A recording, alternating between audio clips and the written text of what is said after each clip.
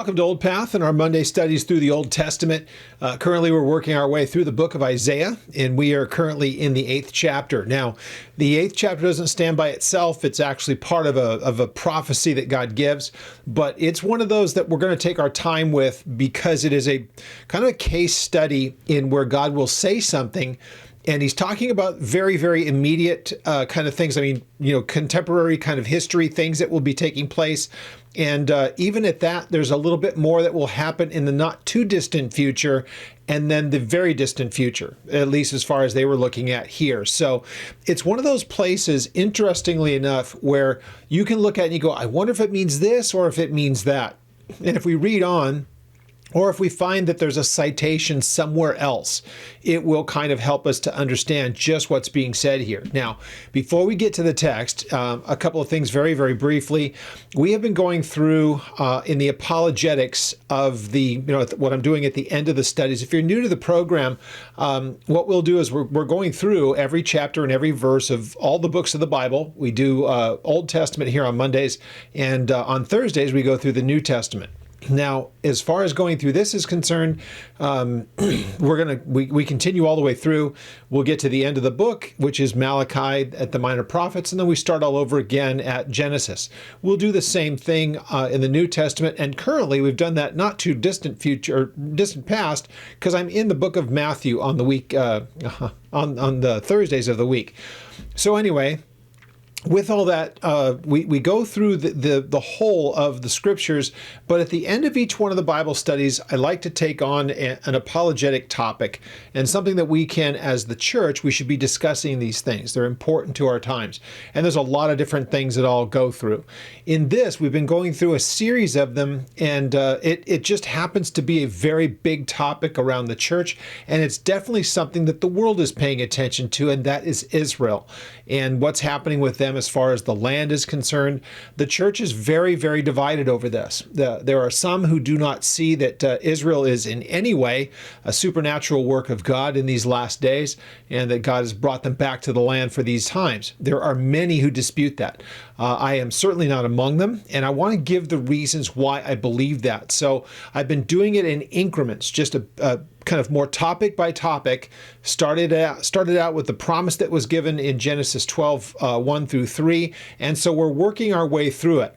There was a promise that God would bless all of humanity through Abraham, but then he gets very specific to about a land that is directly for his descendants. And that's the part that we're working at. We're going to get to chapter 15 today, but I'm doing this in bits and pieces so that they can be seen in succession, and we can put them all together at the end. Or you can view them all one after the other, but then that way they don't get into a 2-hour kind of a thing. We can do them in increments. So with that, you can check those out, as we'll be putting them up as shorts as we go along, but I'm actually moving them into kind of a running discussion even between the studies here in the Old Testament and the studies in the New Testament on Thursdays. So each one is going to just be successive as we're going through the studies. So also, we are Israel, again, big topic. We're going back for a visit to Israel in the spring of next year. It is April the 20th. That is our departure date. I now have the registration paperwork. So if you would like to contact me, if you're interested in it, or if you've already contacted me and you are planning on going, I will be getting that out to everyone soon. I have the pricing, I have all the information on it. So we'd love to have you join us. We will be capping it at a particular number. So we'd like to make sure that it will be first come, first serve. And we've been there once already since the war, and since now the peace that is being spoken about with Gaza and how that's all changed, the ceasefire that's taken place there. It was absolutely safe when we were there. We didn't have to avoid any areas whatsoever. We had free run of everywhere we wanted to go, and it'll be even more so that way in the springtime, assuming everything holds, but we have no real doubt of that. So that's it for announcements as far as that's concerned. Back to the book of Isaiah. As we finished out chapter 7 last week, let's remember that, and we're going to look at the verses, that it's Ahaz who is being spoken to here. He is the king in the south. But what God is doing in this particular part is he's telling them about what's going to take place. and the world powers that will be doing this, and how it really kind of rolled out. By this time, it's a divided kingdom. There are the northern tribes of what we call Israel, and there are the two southern tribes, Judah and Benjamin, that we call Judah. So that's all taking place. There's a king in the north at the time. His name is Pekah, and here at the time that Judah is being addressed, it is Ahaz. Ahaz is a very wicked man, and some of the things that he did rival the most wicked of things that anybody had ever done in the south, along with Manasseh. So really, really awful people, and they were the direct descendants. These were from the line of David, and so just incredibly wicked people. So all of this is being told to Ahaz, and we see that he's mentioned at particularly what's being said here in chapter 7, verse 10. So that's the person that's being spoken to. I'm going to go back and look at a couple of verses that are in this, but it is something that Ahaz says that he won't question God, or he won't require any kind of a sign from God. So God says, I'll give you a sign. We looked at this last week, and it is something that is seen as messianic, but this thing that has been said to Ahaz is going to end up playing out in their immediate history, because there is something that is said in chapter 7, verse 14, that looks as though the person that's being spoken of is the son of Isaiah. And yet, we know that it is a messianic prophecy. And if you weren't last week going through the study with us, I'm going to go back and show how that works. And there's just a lot of very interesting stuff here. So it is, we know from chapter 1, verse 1, that this is being addressed. These first 11 chapters are being addressed to Judah. And in this case, it's Ahaz who's being spoken to. And interestingly enough, it is not only that he's the person that's being spoken to, but it's going to kind of lay out the history and what's going to happen up in the north. And there's just a lot that's here, some messianic things even that are going to continue on. So chapter 8 is going to break down into two separate studies that we're going to do, because I don't really want to try to rush through it, because again, this is stuff that when you see the Old Testament quoted, it's really super important that we understand what the quotation is about. So again, the person that's hearing this is God speaking through Isaiah to Ahaz, and yet he's going to be talking about what he'll be doing in that whole part of the world, and it's going to be through a succession of the kings up in Assyria, and how it will make its way all the way down to Judah, though it won't be in the days of Ahaz. So interesting, just there's so much really cool history in this that we don't want to go running too quickly through it. Now, one thing I just want to let you guys know, there is, you've probably heard me say this before, I try not to spend a whole lot of time around commentators and whatnot. Most of the guys that wrote books or wrote commentaries, many of them I should say, don't share the same eschatology that I do. And I don't know why that is. I guess it's just who is producing seminarians and all, but they might view end times kind of things differently than I would, and many of the rest of us that kind of view that there are things that are still future that were spoken about in the Old Testament that really are future to our times, not that they've happened before. So you can pretty much tell where a guy stands on those kind of things by how they will read through passages like this. And there was one particular part of this I thought I'm just kind of curious what a couple of people think. And I got a chance to go back and listen to my pastor, Pastor Jack Stevens. And here's what's really cool. I'm looking at how he went through this particular book and the stuff that he was emphasizing. And he and I both are taking a little bit of a different walk through this. I'm going through it a little bit at a different pace than he is, or he did rather. But man, oh man, when I listen to that guy, if you put our studies side by side, you wouldn't find dissimilarities. But as far as our overall view of the whole thing, but his presentation was different, and yet you can tell that this was my pastor. It's so obvious, and so I just, man, it was so good to hear his voice. It was so good to study through this book with him. And if any of you are interested and want to know where my craziness came from, his name is Jack Stevens. And if you ever go to the Blue Letter Bible application and you want to go through and listen to any of the audio studies that they have on there. Just look up any of the Old Testament books. Most of them will have Jack's audios there, and you can actually listen to him. And it's just, again, you can tell I sat under that man's ministry for 25 years. And so just kind of an interesting thing, how I miss him. It'll be good to see him. So in chapter 8 of the book of Isaiah, let's turn there, and we're going to make a couple of quick observations looking back at chapter 7. And I want to make sure that we also understand that as we go through this and finish out chapter 8, really all the stuff that's being said really runs into chapter 9. So this whole section, what we would consider as chapters, for sure the second part of chapter 7 into 8 and then into 9, are really kind of one thought in this. Though he is, nonetheless, he's moving around through eras of history. And so that'll become evident as we start to go through it. So let's have a word of prayer and we'll dig in.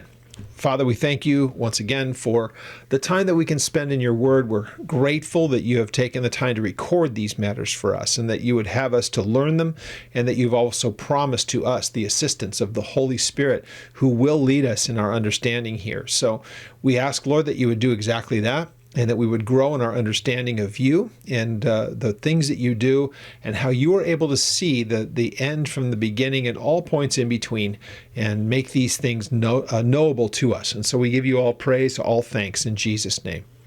Amen. All right, so let's look at a couple of things real quick. Look at chapter 7, look at verse 10. It says, "Moreover, the Lord spoke again to Ahaz." Now, what Ahaz was offered here is that all this stuff is coming, but Ahaz, if you, as king of the south, will turn to me, there's some stuff that's going to be happening in the north, but turn to me. And if it takes the idea of a sign, ask of me for a sign. If you want me to give you a sign, I'll give it to you. And he says, it can be in the heavens or on earth, whichever. You pick. Ask of something. And he says, I won't do that. I won't put him to the test.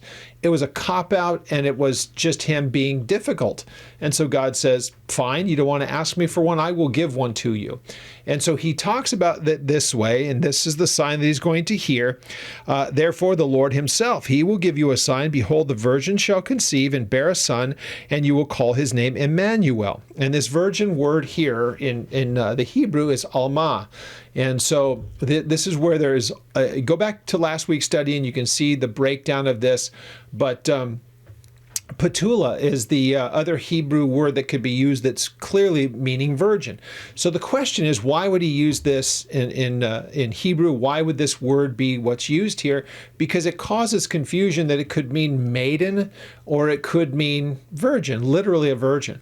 And so that's why some would look at this and say it's not a messianic verse about a virgin conceiving a child and calling him God with us. So that's the big debate, and we're going to go through and look at that here in just a moment. But nonetheless, what we have here is something that you could say, well, this might be speaking about Isaiah's child, and we get into chapter 8 and find out that that's a direct application of this passage. But it doesn't stop us from asking the question, could God also be using it, speaking in a messianic sense about Jesus? Because chapter 9 is absolutely going to have some messianic things in it. And our study in next week's part, the second part of chapter 8, has also a messianic verse that, depending on if you're reading it, if you're only reading the Old Testament, you might make a specific application to it. But when you find out that it's quoted in the New Testament and applying it to the person of Jesus Christ, you realize that you got a couple of options here. It's either speaking purely prophetically about Jesus, or it is speaking about someone at the same time there, or a place, or if it's maybe both. And so it could have the early or the immediate fulfillment, or it's going to be at a later time. So that's what we have going on here on a number of different fronts as we go through this particular section. And so this idea that there is one who will actually produce a child and there's going to be some interesting things said about this child. Now, let's see the similarities here, because in verse 15 it tells us, curds and honey will he eat, and that he may know to refuse evil and choose the good. For before this child will know to refuse evil and choose good, the land that you dread will be forsaken by both kings. So, interestingly enough, that gives the impression that this is going to be something, because the warning is that there is the king of the north, Pekah, of the northern tribes, and also there is the king of Assyria that's going to be coming in with this whole thing, and another, there are other nations that are involved in this in a different kind of a way, and but the major players are told to us here. So it talks about who this child is, that by the time that he comes around, these nations will be no more. Now, or they're going to be kind of worked over, destroyed. Now, the north wasn't completely wiped out when Pekah was taken away. That's one of the important parts about this. It was happening at a later time, which we'll get into here in just a moment. That's why you want to make sure that you really look through the history of this and ask, when did these things happen with a historical precedent, and then make sure that there's really no, if you will, meat left on the bone. And if that's the case, and you could say it clearly fits only a historical occasion, great, stick with that. But if there's something more, then you've got to know that it's worth looking at and saying, is God speaking about the immediate history there in Israel, or is he speaking about something in the distant future, or is he talking about both? This will have a local fulfillment at the time, and it will have a perfect fulfillment at a later time, and then we'll know for sure. And it's when the New Testament uses the passage that we really get a good idea that that's what's taken place. Now, as he says this child, there's going to be this idea before he really grows up to be an understanding. There's events that are going to take place. So before he's of age, these things will have taken place. So we get in verse 17, so the Lord will bring the king of Assyria upon you and your people, your father's house, days that have not come since the day that Ephraim departed from Judah. That was at the split of the nation. Now he's back talking to Ahaz.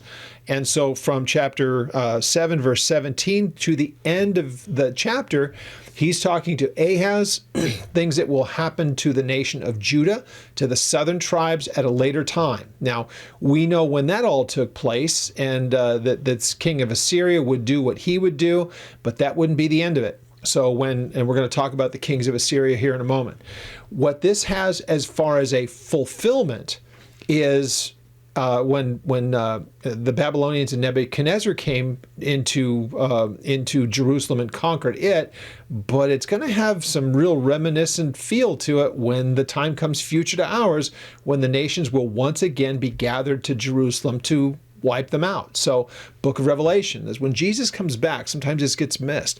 When Jesus comes back to set up his kingdom, he also puts down the nations that are gathered outside of Jerusalem.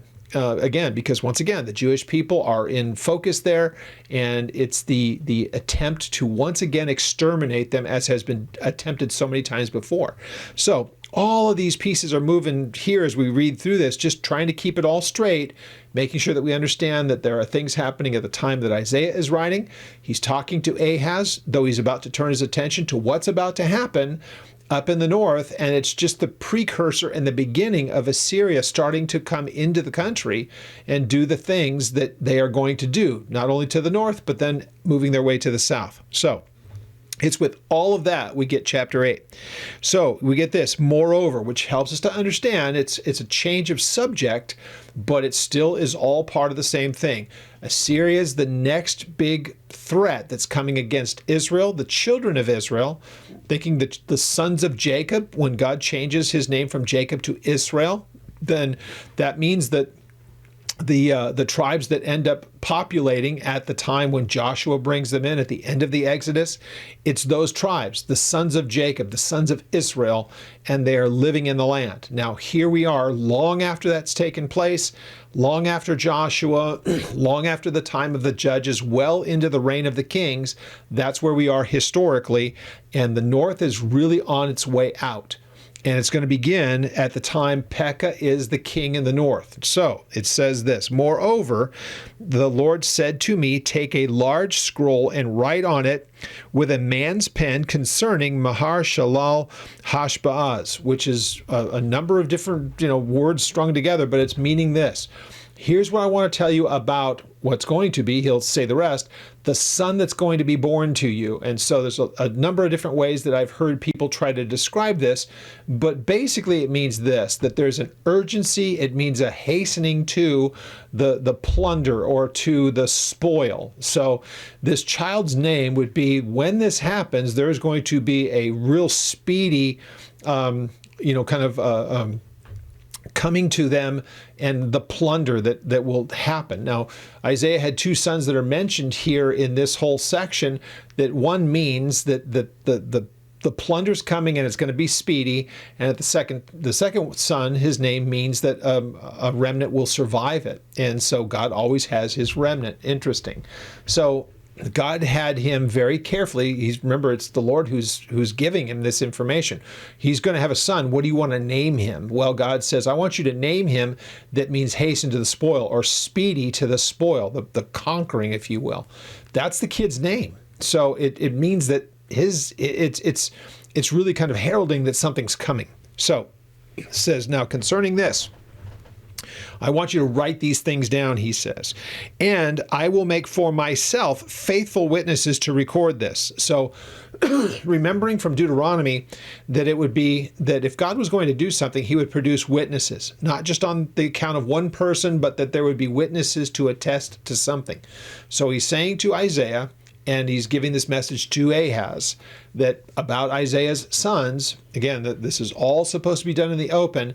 There's a child that's going to be born here, and here's what his name means, that there's going to be a speed or a hastening to the plunder or the spoil. Now, we know that the spoil is going to be a pronouncement of what happens in the north, and to some extent, the fact that God is going to bring judgment. And that's what this is supposed to be to them. So I will make for myself two witnesses, faithful witnesses, to record it. It's going to be Uriah the priest and Zechariah the son of Jeberechiah. So then I went to the prophetess, and she conceived and bore a son. And then the Lord said to me, call him Haste to the Spoil. So this prophetess that's being spoken of, this is just Isaiah's wife. Now, some would say, well, was she a prophetess? Well, if that was actually something that God used her for, we have no recognition of it. So is it maybe that she's the mother of something that God is saying as a prophecy? Her son's name is prophetic? Or is she just recognized as the wife of Isaiah the prophet? There's a lot of different ways that people try to understand what this means, but this is just a fancy way of saying, so after this was said to him, you're going to have a son and this is his name. After that, he and his wife end up having this child, conceive this child, and his name is this. It's haste to the spoil, that speed with which there's plunder. Now, here's what he says. Now, before the child will have knowledge to cry, my mother or my father, or my father or my mother, the riches, the riches of Damascus and the spoil of Samaria will be taken away before the king of Assyria. So once again, by the time this child grows up, and by the time that he comes of age where he can't even say mother or father, what's going to happen is Assyria is going to come, and they're going to take out Damascus. This is Assyria taking out the Syrian king, and that's the one that, like I said, there's nations being mentioned here. The ones that are going to be first of all wiped out by the Assyrians is the nation of Syria, Damascus, and then a portion of that fight that's going to take place will actually spill over into Israel, to the northern tribes. Now, this is where you really kind of, I think it's good for us to take our time in this. These people that are going to be able to do this, the ones from Assyria, There's Tiglath-Pileser is the first king that's mentioned. He's the king that is credited, the Assyrian king that's credited with the plunder and the destruction of Damascus. Now, not that the city was destroyed, but the Syrian kings and their power came under him. He was that conquering person. And as he came down, he was even able to take the spoil, or he took Pekah with him. So there was a partial fulfillment of this in the first of the succession of these kings, Tiglath-Pileser. So he does this. He wipes out the king in Damascus there, and he's also able to take Pekah, the king, and he takes him away. Now, the northern tribes didn't fall until Shalmaneser and then Sargon. Those are two more of the kings of Syria. So again, that's just kind of the succession. By the time that it's the Assyrians coming all the way down to Judah, which we're going to hear about here in a moment, then that is a different king altogether. That's Sennacherib, and he's going to come up later in the book. So this takes the place from the beginning. The first of these fulfillments happens with one king, and there are three more kings that will happen before it actually comes to the doorstep of Jerusalem. So a lot that's being said here, and it really covers a great deal of history, but it's all triggered by this. Isaiah, I want you to go and write these things down, and you're going to have it attested to and witnessed by those two men. So this is God's way of saying, I'm going to tell you what's happening before it happens, and make sure that you have witnesses and write this stuff down. It's that important that you understand this. So there is this son that, doesn't it sound a little reminiscent about before he can say mother or father, then all of this is going to happen? So by the time that this son is born, before he even gets to the age where he's able to start to articulate things, what is already in place currently at the time, there isn't a problem in Damascus yet, but it's on the horizon. There's not a problem in the north yet, but again, it's on the horizon. So Isaiah, you have not yet had this child, but you're going to, and before he can actually start to verbalize mother and father, the northern tribe is going to be partially taken over, and Damascus is going to be wiped out, and the Assyrians are on the ascendancy. So they're becoming the world power. That's all that's being told here. Now, in verse 4, before the child shall have the knowledge to cry, my mother or my father or my mother, I keep getting them reversed, the riches of Damascus and the spoil of Samaria will be taken. So when you get to this point about his infancy, his young childhood, notice that that's kind of what you get in verses 15 and 16 of chapter 7. So what does this mean? Does that mean that it's not a messianic passage like some try to say? Because really, remember, therefore, the Lord's going to give you this sign. To you, a child is going to be born through a virgin. And so that is, everybody says, that's Jesus that's being spoken about there.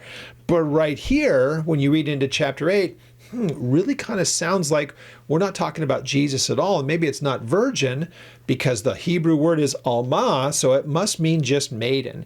And that maiden turns out to be Isaiah's wife, and she ends up giving to him a son, and his name means haste to the spoil. So you could see how people would be able to argue this. Well, there's an important thing. Let's turn to Matthew, and I did this last week, but in case you don't want to have to go back and listen to it, or if you're new to the program, you just happen to jump right into this study right here at this point, notice what is said in the beginning of the book of Matthew, chapter 1. So Matthew chapter 1 verse 18 tells us this: Now the birth of Jesus Christ was as follows, and after his mother Mary was betrothed to Joseph, before they came together, she was found with a child of the Holy Spirit. Then Joseph, her husband, being a just man and not wanting to put her away publicly, or as a public example, was minded to put her away secretly. But while he thought about these things, behold, an angel of the Lord appeared to him in a dream, said, Joseph, son of David, do not be afraid to take to you Mary your wife, for that which is conceived in her is of the Holy Spirit. And she will then bring forth a son, and you will call his name Jesus, because he will save the people from their sins. Now, Jesus is what the word Joshua, as we think of it in the Old Testament, Jesus would be named the same as Joshua, or Yehoshua, meaning Jehovah is salvation. So when you see Joshua in the Old Testament, we say Joshua because it's English. In the Hebrew, we get Yehoshua, which we would say it's Joshua. It's just the difference between Hebrew versus English. In the time that the New Testament's written, Jesus is referred to, and that's our English, but it's still the same word, means the same thing.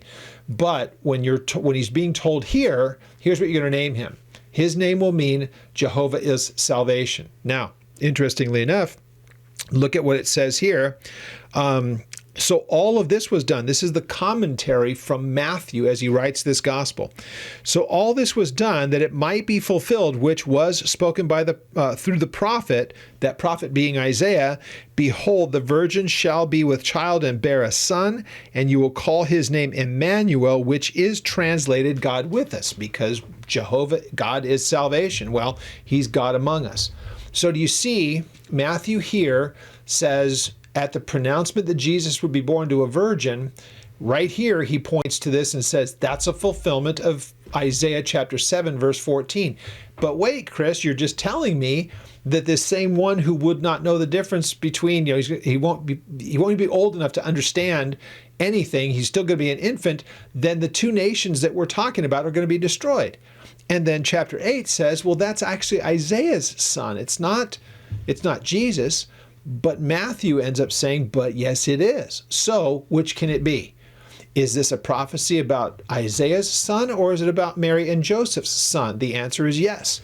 So you have an Old Testament fulfillment, but it's looking forward as a sign that God would give, as a token of saying this is what God's going to do.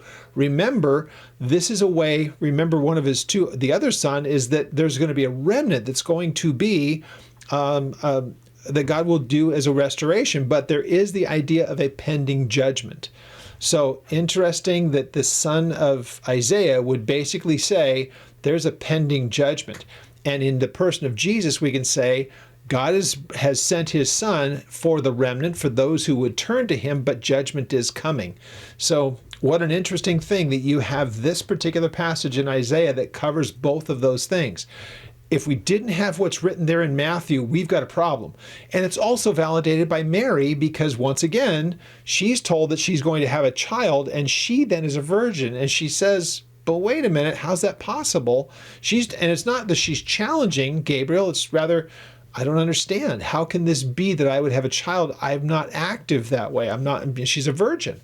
So interestingly enough, you have an Old Testament passage. It is a case study in what is a temporary fulfillment of the prophecy, but there is still something that would be later on that will be a complete, total fulfillment in the person of Jesus Christ. So we have both things in operation, easily understood right here in the text by comparing the Old and the New. And it's why, again, understanding the Old Testament and the New side by side is so important for the church, and yet in so many churches they're treated as two entirely different things, the Old Testament versus the New, as though one is not really a companion to the other.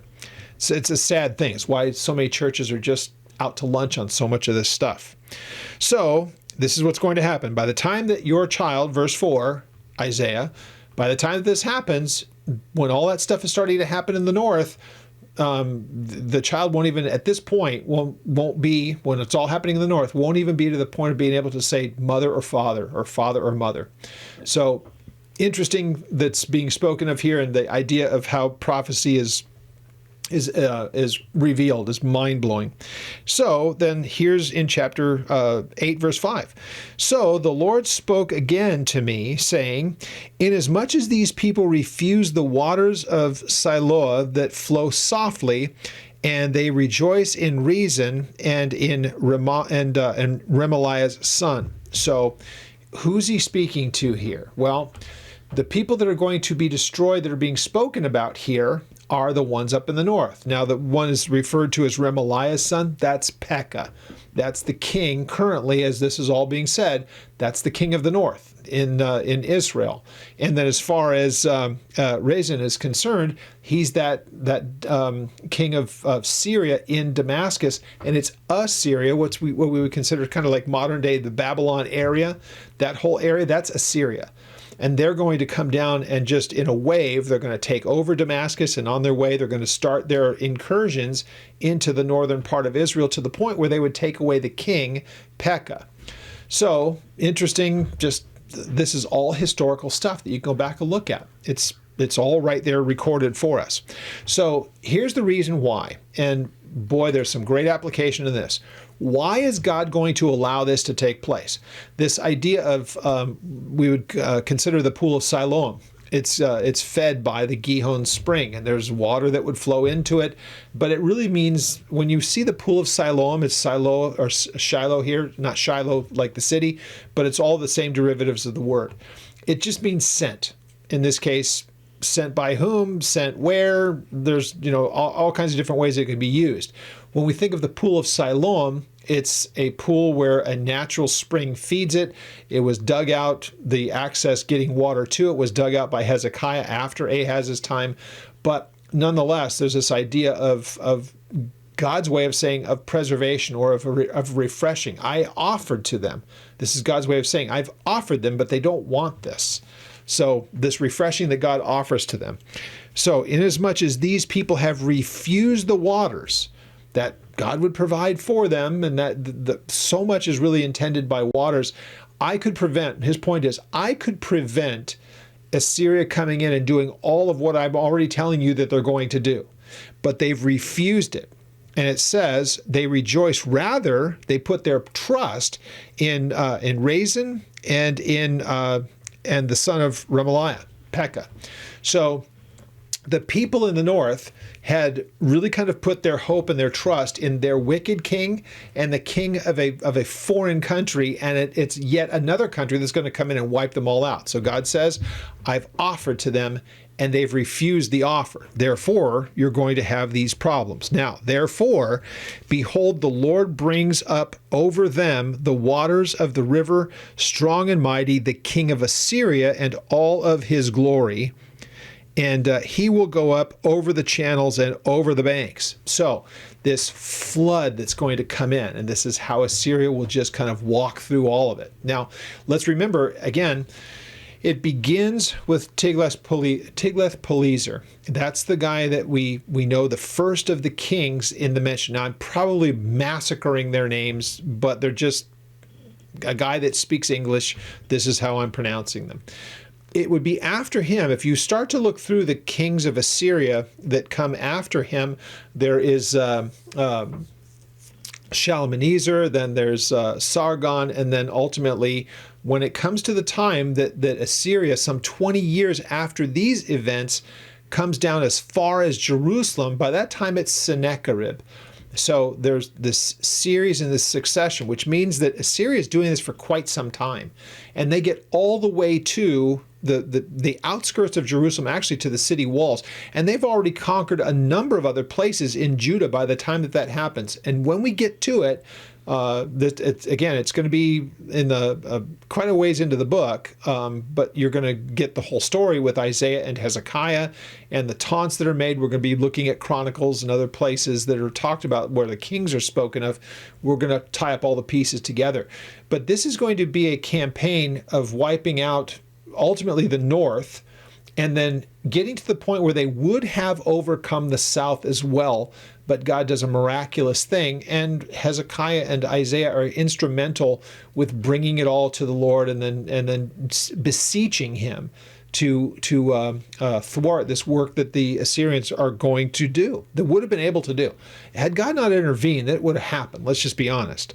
So in verse 8, it says, he will pass through Judah, and he will overthrow, and he will pass over. He will reach up to the neck, and the stretching out of his wings will fill the breadth of your land, O Emmanuel. Now, Emmanuel not as speaking of Jesus necessarily, but now it's just speaking about Judah in particular. Interesting that God with us is what you see also in verse 10, and then you see it mentioned in chapter 7, verse 14. It's only these three places where you find Emmanuel in the Old Testament. So there's some really interesting things here. Emmanuel, God with us, is applied to the individual person named Jesus. It's also referred to as the people, and in this case, he's looking to Judah.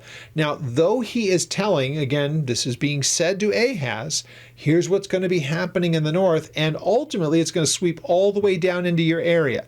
He doesn't tell him when, it's just going to be this way. And remember, it's all predicated on this. The Lord's going to give you a sign. And so that sign is got a lot of moving pieces with it. It's going to start with Isaiah and the naming of his son. That's just telling you, here's what's going to happen. There's going to be a spoil or a plunder that's coming, and it's going to come quickly. Not necessarily a chronology, but it's going to happen in very rapid succession. A remnant will survive. God gave Isaiah these two sons and gave the names just so that people would understand. There's a visual reminder at all times, those two sons of Isaiah, the prophet that everybody's recognizing in the south, he's got a couple of sons, and this is what their names mean, and those names are deliberate, and everyone would have known it. So that's all happening in the background of all of this. Now he says this, again, Ahaz is hearing this, this is being recorded, and Isaiah would have said, not just that God said it to me, but I'm writing this down, and God has two other people to attest to it just so that it's not a question, it's not hearsay, it's not Isaiah making things up. No. God said this, and he said, write it down so that this is a record that's kept. So, in verse 9, it says, we'll read verses 9 and 10 together. Be shattered, O you people, and broken into pieces. Give ear, all from far countries. Gird yourself, but be broken in pieces. Gird yourself and be broken in pieces. He repeats that twice. So, take counsel together, but it will come to nothing. Speak the word, but it will not stand, for God is with us. Now, there's a couple of ways that this is looked at. Very few, but there are some who look at this and it's being that God is with us, meaning that God's using this as the invading army that's speaking this way. Even though it's not that they don't acknowledge God, but they do see that they are his hand in this. Cyrus would have been an example like this. God used Cyrus, though he was not a believer, if you will, but God used him this way. I don't agree with this particular view, but there are some who see this as it's the invading armies, and they're saying, you people go ahead and cry out for any kind of assistance that you want to. It's not going to help you. Well, we know that was kind of a way that they taunted when they got all the way to Jerusalem. When Sennacherib sends his armies there, and it is basically their general who's crying out up over the walls saying, don't listen to Isaiah, don't listen to Hezekiah, they can't save you. Everybody's thought that they can withstand us, but no one can. That was their way of just thinking, we can do this, our gods are with us. In this case, the God being with us is very specific to the God of Israel. This makes a better application if we look at the faithful, the remnant that's being spoken of here. Because let's remember, whether it's the northern tribes under Pekah and then the kings after that would ultimately go away into captivity, and actually it's a dispersion. When it comes to the Assyrians, it wasn't like captivity that God returned them. They were just taken over, they were wiped out, and then they were kind of assimilated. That's what happened in the north. That is not what happened in the south. The south was ended up ultimately being conquered by the Babylonians, taken away into captivity into Babylon for 70 years, and then the process of regathering them into the land happened over a succession that lasted 100 years. So, or a little bit less, but still, from the time of Zerubbabel coming back to the end of the Reformation of what happened under Nehemiah and under Ezra, it was decades and decades. It was getting close to 100 years.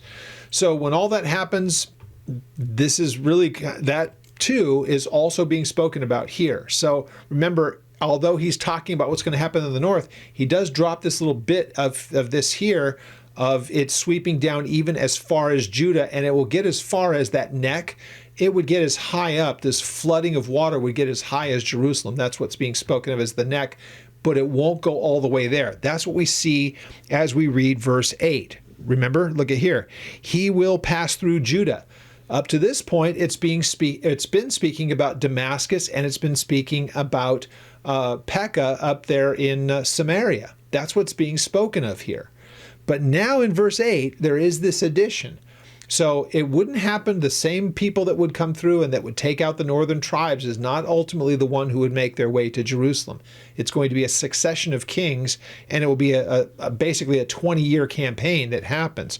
So he will pass through Judah, will overflow and pass over. He will reach up to the neck, and the stretching out of the wings will fill with the breadth of your land, O Emmanuel. So it's coming all the way to Jerusalem, guys. This is how far it's going to go. However, this is also said, be scattered, all you people. And then verse 10 tells us, now take counsel together, but it will come to nothing. Speak the word, but it will not stand. Why?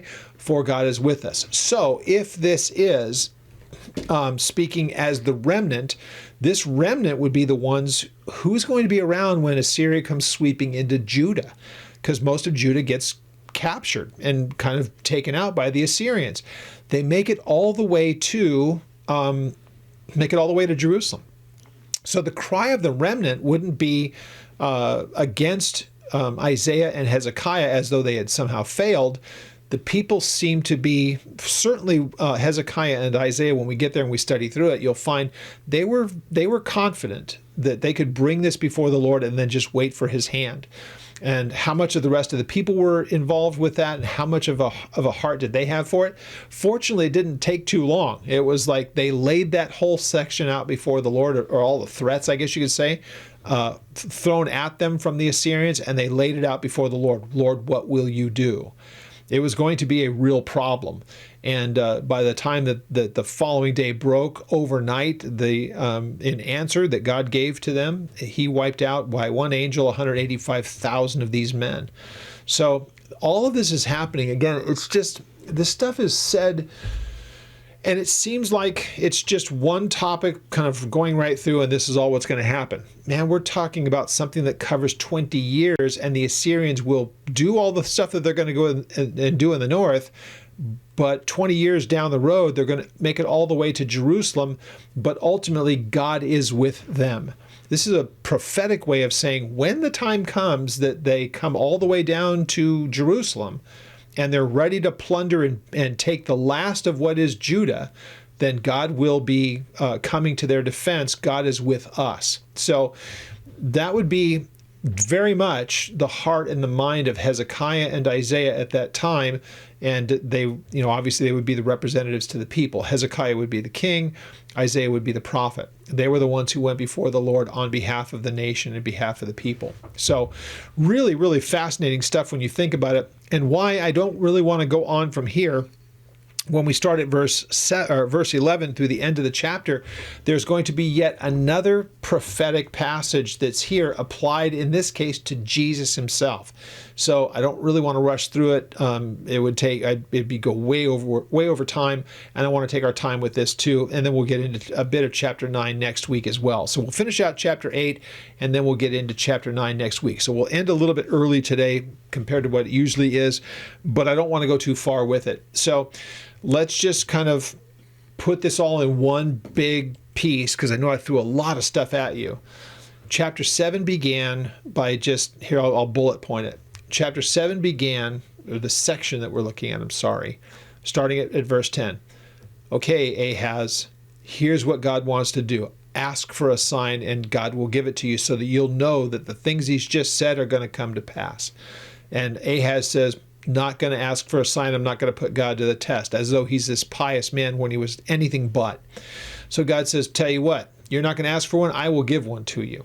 There is going to be a maiden, a virgin, who will give birth, and you're going to call him Emmanuel, God with us. And a child that fits much of the description that we get in the next couple of verses, 15 and 16 of chapter 7, is going to be found in the child of Isaiah. Much of the same kind of stuff is going to be working between the both of those, chapter 7 and chapter 8.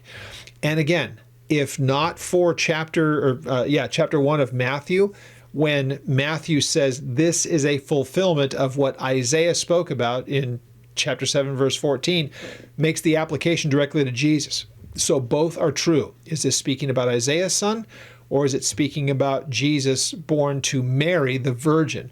Both work here. And so you have an immediate fulfillment and a fulfillment down the road that will be the perfect. So with all that being said, Ahaz has said, here's going to be your sign.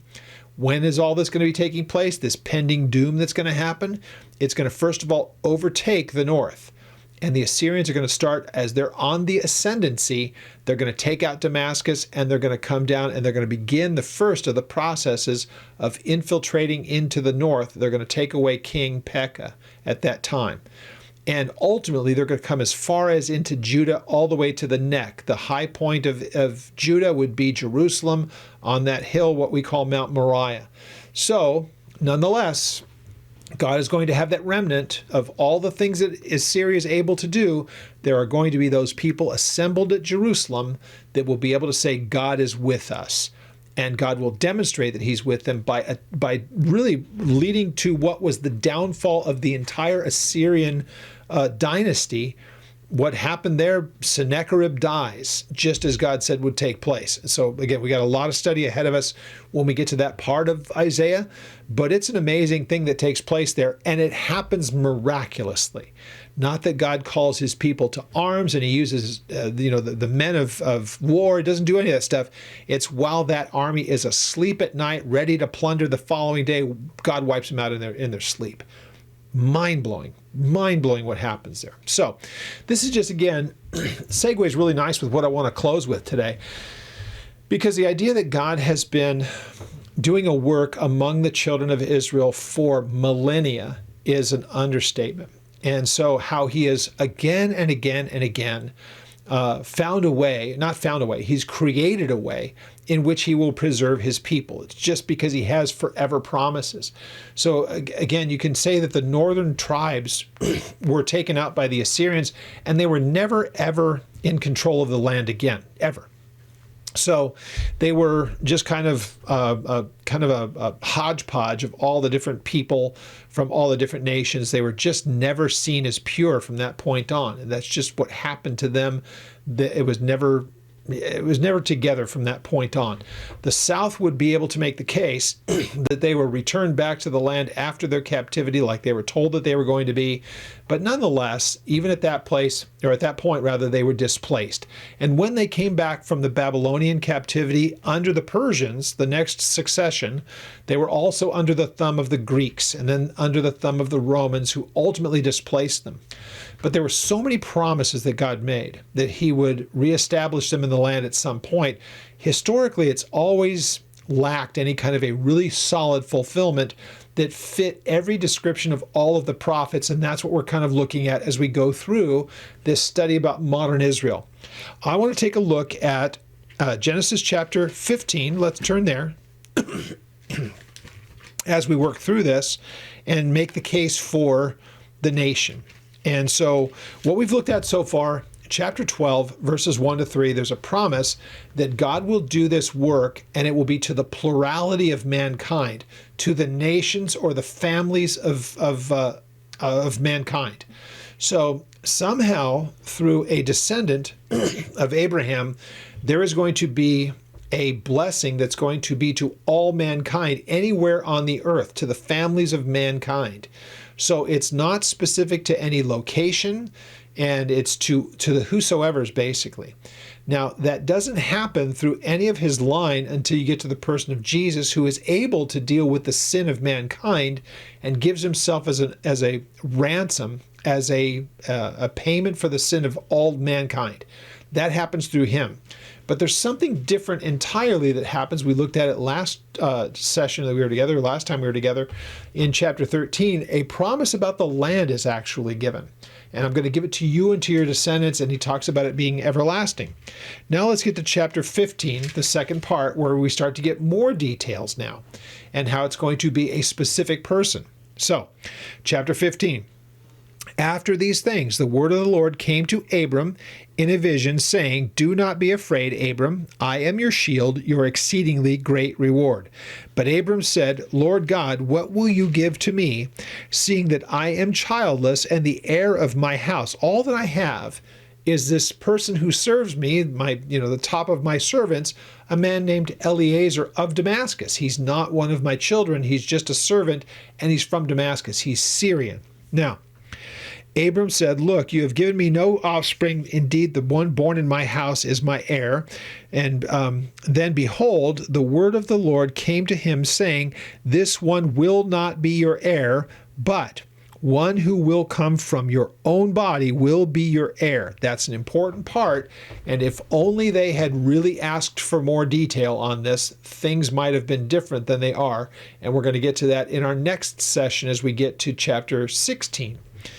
But for now, one that's going to come from your body. Then he brought him outside and he said, Now here, look towards heaven and count the stars, if you are able to number them. And he said to him, So then should your descendants be. And he, Abram, believed in the Lord, and it was accounted to him for righteousness. So, what is it that makes a person righteous or acceptable before God?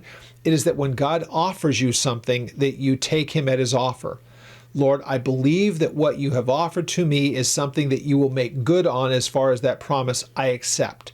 So that's what Abram did here. God takes him outside and said, Now, if you could number the stars, can you number the stars? And of course he can't. So then will your descendants be.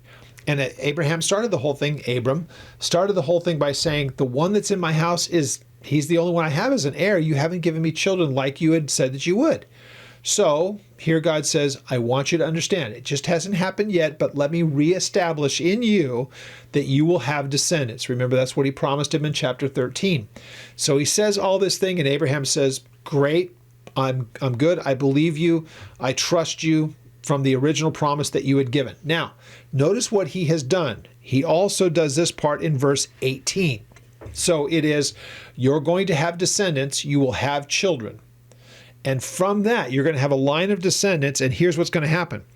On that same day, the Lord made a covenant with Abram, saying, To your descendants, those ones that I promised to you that you'll have, that you won't be able to count them, they're like stars in the heaven. So those descendants, I have given this land from the river Egypt, which is the Euphrates, that great river Euphrates, the Kenites and the Kadmonites, the Hittites, the Perizzites, the Rephaim, the Amorites and the Canaanites, the Girgashites and the Jebusites. Now, he says, To your descendants, I have given to you this land from the river of Egypt, the great river from that to the Euphrates. So from the Nile to the Euphrates, starting up here, you're talking about Syria, Jordan, bits of Saudi Arabia, Egypt, all of that area. You can go ahead, there's maps that I don't have one handy to put up, but you can look online. What are the land allotment of Genesis 15:18? So here's what happens in this chapter. We'd already read what he said in chapter 13. We looked at it our last time. I'm going to give you a line of succession of children that are going to be born to you. Now, here he adds detail to that. There are going to be some that you will not be able to number them. They're going to be so numerous like the stars in the sky. So then will your descendants be. And by the way, I'm going to tell you the size and the scope of the land. Now, this is the land promised to him. It would have been the land of them coming back after the captivity in Egypt, which is also spoken about here. That's told to him in verse 14.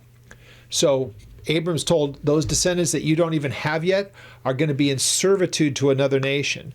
And that would be 400 years in the making that will all be happening. So by the time that they come back from that, they're going to be able to take a land that should have encompassed the river to the Nile to the Euphrates. That's what was offered to him. They never took anywhere near that much land, but that's what God told him. You can have that. That's what I'm going to give to you now. So anyhow, he gives it to him as this is the promise that I have given to you. It's going to be someone who will come from your own line. This will be your child. You will have him. So The boundaries are there spelled out in verses 18 to 21. That's how big it would be. Mainly it is the people that are mentioned here, for the most part, are those that would occupy the land in Israel, plus most of the land that he's talking about to the east and a bit to the north as well. So this is what God gave to them. This is what is yours. You can drive them out and go as far as you want to. These are your assigned boundaries, but they never took anywhere near it.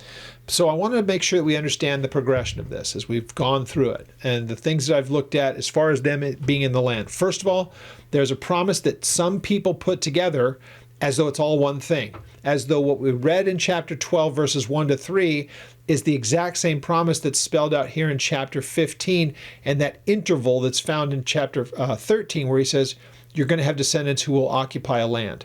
He doesn't give the details until chapter 15, and that's where he's given more details. So what God is doing is building upon all of these things that are being said, but we should really, and people can challenge me on this if they like to, I think that we should look at chapter 12, verses 1 to 3 as one promise and put an exclamation point and end it there, because that's to the nations. It's plural.